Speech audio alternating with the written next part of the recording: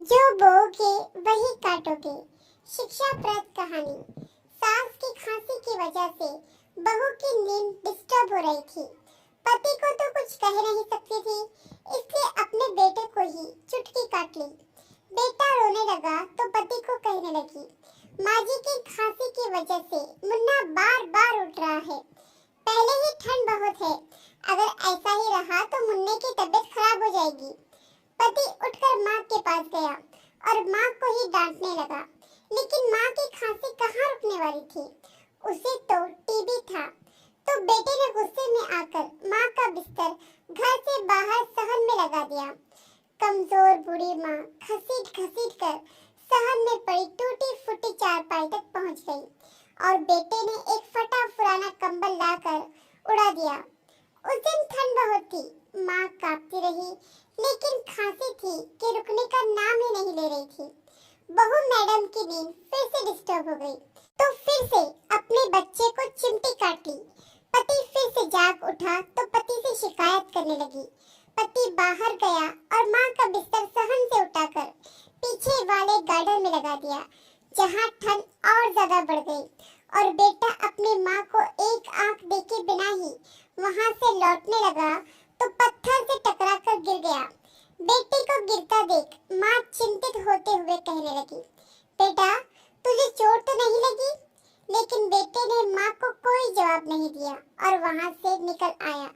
ठंड के कारण माँ की खांसी और बढ़ गई, कभी उल्टी होती तो कभी सांस रुक जाती और पता नहीं खांसते खांसते कब वह बेचारी हमेशा के लिए खामोश हो गई। ठंड के कारण बूढ़ी माँ का शरीर पूरी तरह से अकड़ चुका था। सुबह उठकर बहू ने नाश्ता कर लिया, पति और बच्चे को भी नाश्ता करवा दिया। उसके बाद बाहर जाकर देखा तो बूढ़ी माँ इस दुनिया से चली गई थी, लेकिन बहू और बेटे के चेहरे पर तो कोई उदासी का भाव ही नहीं था, बल्कि वह दोनों तो खुश थे कि बूढ़ी माँ की खांसी से छुटकारा मिल गया। समय बीतता गया, उनका बेटा भी जवान हुआ। पत्नी तो अपने बेटे की जवानी में ही मर गई थी, लेकिन पति बचा था जो अब बूढ़ा हो गया था, और जब वह भी खांसता तो उसकी चारपाई भी वही होती जहां उसकी माँ की चारपाई लगाई जाती। लेकिन वह मर्द था तो उसमें सहनशीलता ज्यादा थी। एक सुबह वह अपने पोते को गोद में लेकर प्यार कर रहा था।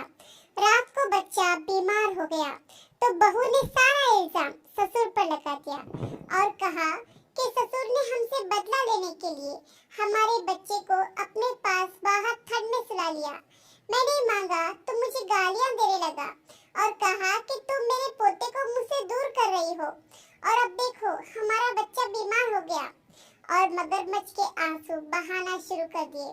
बेटे को बहुत गुस्सा आया तो उसने गुस्से में आकर पिता की चारपाई सहन से निकालकर पीछे वाले गार्डन में फेंक दी और बाप को घसीटता हुआ वहां तक ले गया। बेटे के हाथों इस तरह रुसवा होकर बूढ़ा बहुत रोया और फिर अचानक उसे याद आया कि उसने भी अपनी माँ के साथ यही सब किया था, और उसे यह भी याद आया कि उस समय जब वह अपनी माँ को गार्डन में ढकेल कर जा रहा था तो पत्थर से टकराकर गिर गया। तो उसकी माँ ने उसे कहा था, बेटा तुझे कहीं चोट तो नहीं लगी?